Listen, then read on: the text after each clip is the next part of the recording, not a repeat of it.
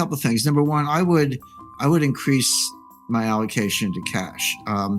I'll stick with cash, but let me kind of put that in a context. The most powerful investment tool we have is diversification. Problem is people don't understand what diversification means. So I run into people all the time.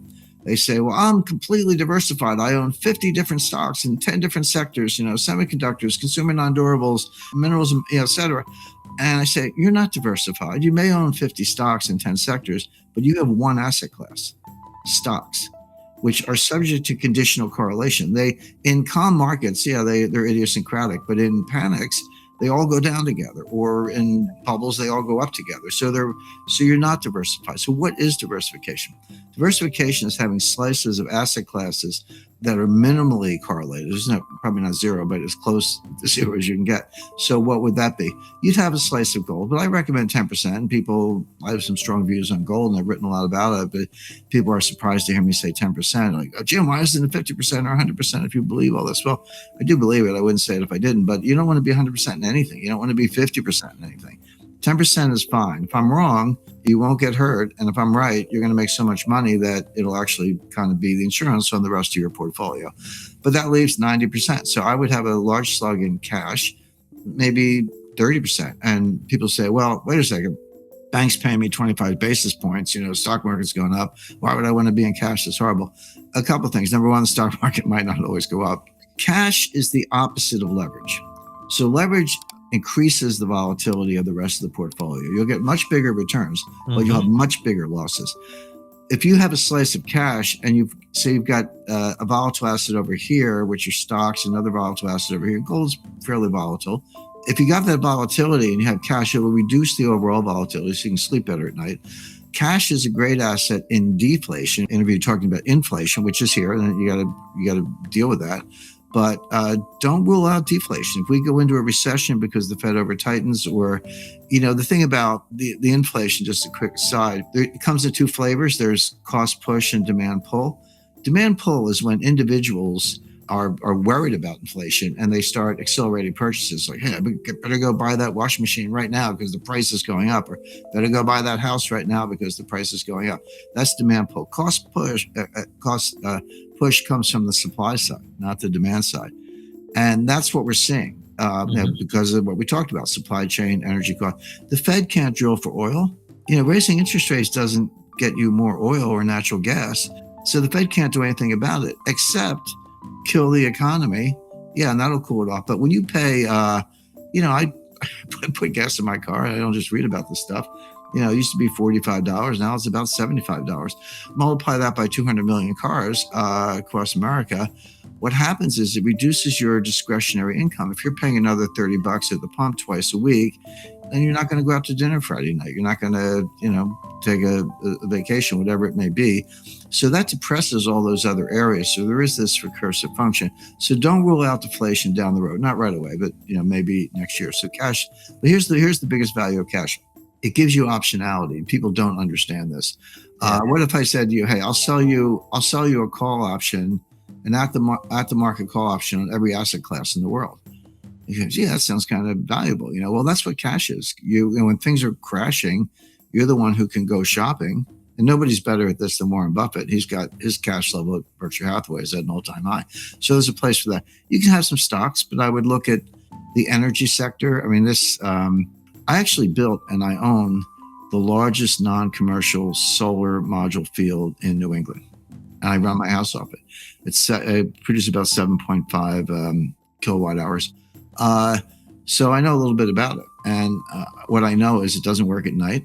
It doesn't work in snow. It doesn't work in rain. It doesn't work in really cloudy days. By the way, you don't run your house off of solar modules. You run your house off of batteries. Yeah. And then the modules charge the battery. So you watch the battery level. That's how you manage it. So it works fine. But if you think you can run cities with that, forget it. So it's just not practical at that scale, even if you thought it was. And it isn't. That's very clear. But here comes wind turbines and solar. And I'm not against it. Like you say, I own one.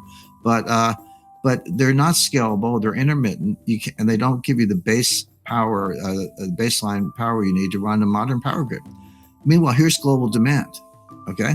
So the gap the gap's getting bigger. It's not getting smaller. Renewables, whatever the pros and cons, are not closing the gap. The gap's getting bigger. There is no substitute for oil and natural gas and uranium. You got to put uranium in the mix, and hydro. If you live in Quebec, that's great. A lot of hydro, but not so much in the desert. And I've spoken to, without mentioning names, I would say you can go no higher in terms of who knows. Let's just say board members of the 5 biggest oil companies in the world who said, yeah, as he said, we talk about that, but we can't say it publicly because we'll be, dragged, chained and dragged through the streets. But those are just the facts. So therefore, if you have an oil sector that's been bashed by the climate alarmists, but you can't do without it, which is true, buy some oil companies, when they're, so there's your stock portfolio. Private equity, venture, real estate, not commercial, but residential, yes. And, farmland, that's one of the hottest asset categories, and gold. So that's diversification, and that's the kind of portfolio you want, you kind of seasoned to taste. So the question is, will the Fed go down that path, do what they have to do the only thing they can do to subdue inflation at the cost of a very severe recession and something like a stock market crash?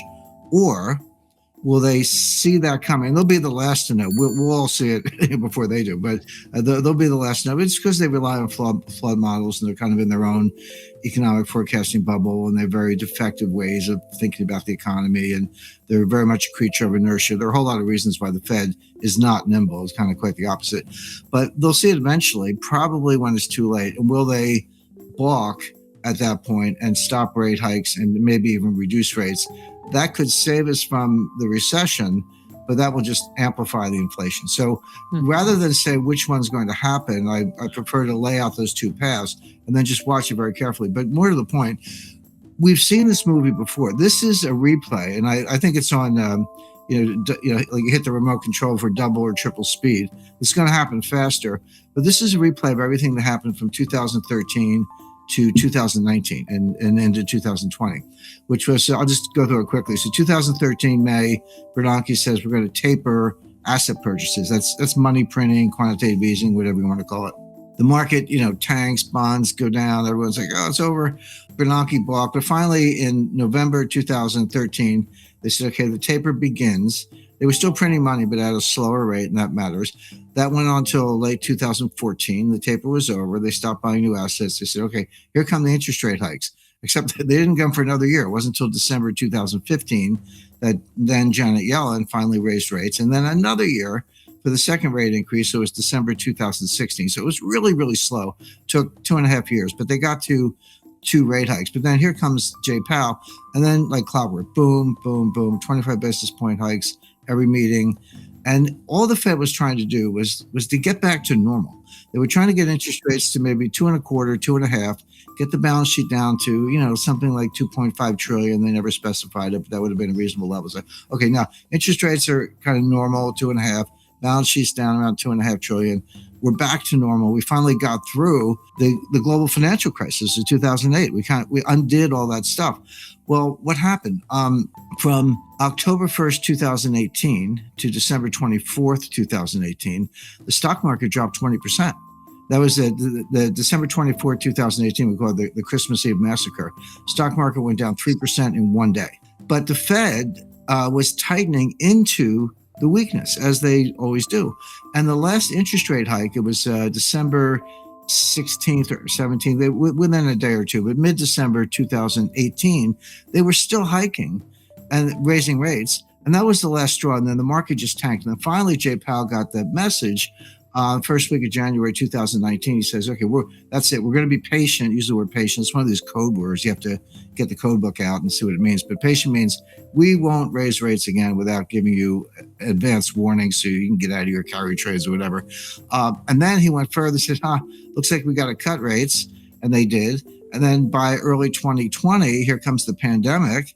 And then they took rates all the way back to zero. And then they started QE, I don't know, 6, 7, call it what you want. They took the balance sheet to $7.5 trillion after getting it down to $3.5 trillion. So look at that whole sequence from 2013 to early 2020, including the pandemic. What happened? They tapered the asset purchases. They raised rates. They sank the stock market.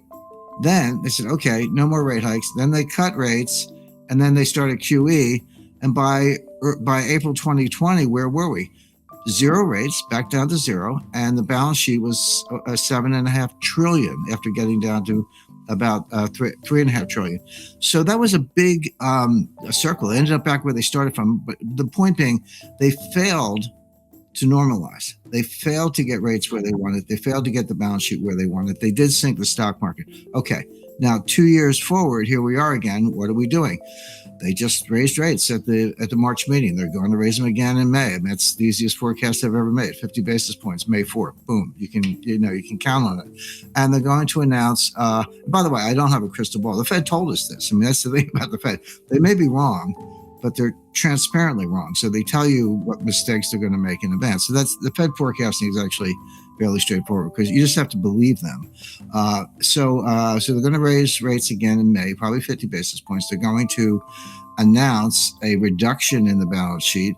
Whether they actually start it in May, they probably will. 100 billion a month reduction in asset purchases. So that's QT, quantitative tightening. In other words, they're running the same playbook they tried to run, or they started to run in 2013, 2014.